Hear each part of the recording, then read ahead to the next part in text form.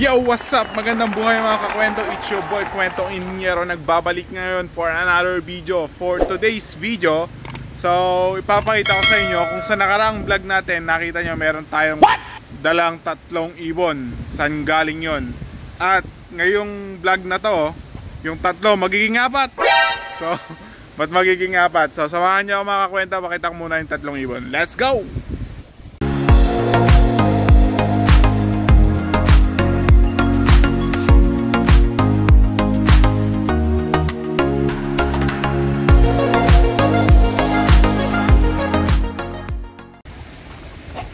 So ayan, on the way out dito sa may fire slope. So, kung matatanda nyo sa last vlog natin mga kakwento, nag-love visit ako kila Amper. Ngayon, sa may last portion ng vlog na yon, meron kayong 3 ibon na nakitang bago. So, ito yon. Yan. Ito. Ay hindi, si Loka to. Yan. Ito. Saka, ayun, yung nasa baba. Ayan. So, 3. So, saan ba galing yung mga ibon na yan? So, ngayon, alawan na ng lop natin, si Cher, si Loka, yung bago, si Cole sa dulo, and yung bago, si B1, si B2. So, yan na po yung updated na laman ng lop natin. So, saan ba galing yung ibon? Kwento, so yung ibon na 3 kong inuwi kahapon, ay nung last vlog natin, ay actually galing yan ulit kay Sherwin, diba?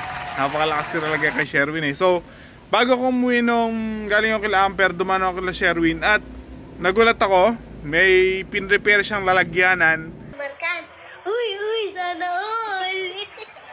Nilagyan niya ng 3 ibon. So, sabi niya, sir, ilipad ko daw dito ulit kasi happy ako para sa kanya, nanganak kasi yung asawa niya. So magpo-focus muna siya sa anak niya. Kaya dito daw muna sa lop ko, subukan ko daw maglipad ng mga ibon niya talagang binread. Na dapat ikakarera niya ng banded to ng north, saka 2 north, saka 1 south. So subukan ko daw ilipad dito. So anong linyada? Again, pag si Sherwin nagbigay, secret. So secret daw.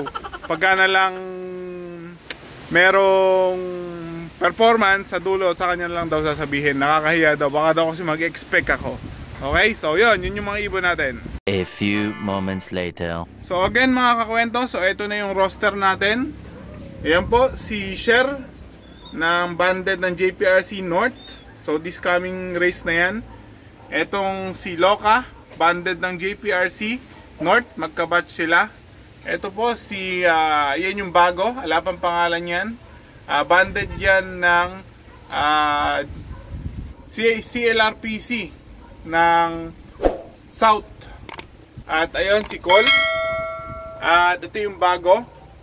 So banded naman yan ng GRPC ata, GRPC ng North. Ngayon, ito yung si B1 at si B2.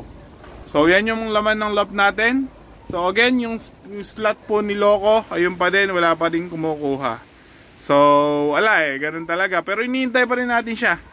So ngayong araw hindi ako nag-open loop kasi, tama mga kwento, ngayong araw hindi ako nag-open loop kasi darating yung pinaka-final na iniintay natin, yung last addition dito sa loft ko na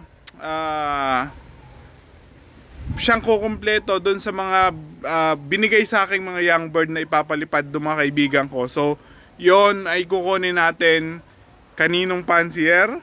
So, punta tayo. Samahan niyo ako mga kakwento. Let's go! At so, yun mga kakwento, ready na ulit ako. So, let's go! Huwag na natin patagalin pa. Tara na! 3 hours later. Wow! Ito, nagbabalik na ako mga kakwento. So nagbabalik na ako, dito na tayo ulit sa may bahay at nakuha na natin yung additional na last na isang gift bird na marireceive natin sa ating mga tropa. So papakita ko sa inyo at sasabihin ko kung kanino siya galing. Eto na. Tarong! Ayan, eto mga kakwento yung natanggap natin na gift bird. So papakita natin. So tada! So yung natanggap po natin to ay galing sa isang kaibigan ko na nilibutan ko nung nakaraan sa last vlog natin. Yon ay si paring Richmond. So si Richmond, grabe ka naman Richmond. So etong ibon na to ay papakita ko sa inyo. At so ayun mga kakwento, so ito yung so ito yung gift bird na natanggap natin galing kay paring Richmond, kay Richmond. So isa siyang young bird na banded ng CLRPC 2024 ng North. So ang kulay niya ay ewan ko kung tama ang syempre checkered yan, di ba? Checkered, pero lahat po ng pakpak niya is white. Yung main magkabila niya pantay is white. So yung mga bata kami, ang tawag dito ay Batman eh. So pero white top. So ito yung off color. So magkakaroon tayo ng magandang off color ngayon sa loob. Diba? Ang ganda. So grabe ka naman Richmond. May YB na. Binigyan mo pa ako ng grits, redstone, saka itong ating patukan niya. Hindi niya mauubos lahat to. So syempre makikikain ng mga ibong ko dyan. So ayan. Ako yun, lagay na natin sa pliers slope itong bago nating ibon. Nga pala ibon yung binigay ni Richmond. Pati pala itong T-Box binigay niya. Lahat ng binigay. Oh, ayan. So, okay. Lagay na natin sa pliers. So, ayan mga kakwento. So, na-introduce na natin si ang ating Batman. Kaya Batman na lang din pangalan natin sa kanya. So, si Batman. So, andun sa likod niya yung ibon natin. Takang-taka sila. Sino kaya ka-ibon na yun? Oh, oh. So, ayan na, dumadami na sila. Kaso, wala pa din po si Loco. One eternity later. So, yon ang mga katunayan mga kakwento na kapag ka merong nawala, meron darating. So, although pansamantala or di natin alam kung babalik pa ba si Loco, so, merong nawala, meron dumating. So, nawalan tayo ng isa, meron pong dumating na 4. So, ganun din sa buhay. So, kaya sa buhay po, kung ano may nawawala sa atin, meron at meron niyang magiging kapalit. Basta manatili tayo maging mabuting tao. So, yun na muna. Dito na muna tatapos nitong vlog. So, keep progressing sa ating lahat. Maraming salamat po sa mga nanonood.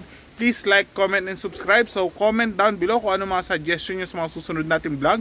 And yun muna. Salamat. God bless. Keep safe. See you sa next vlog.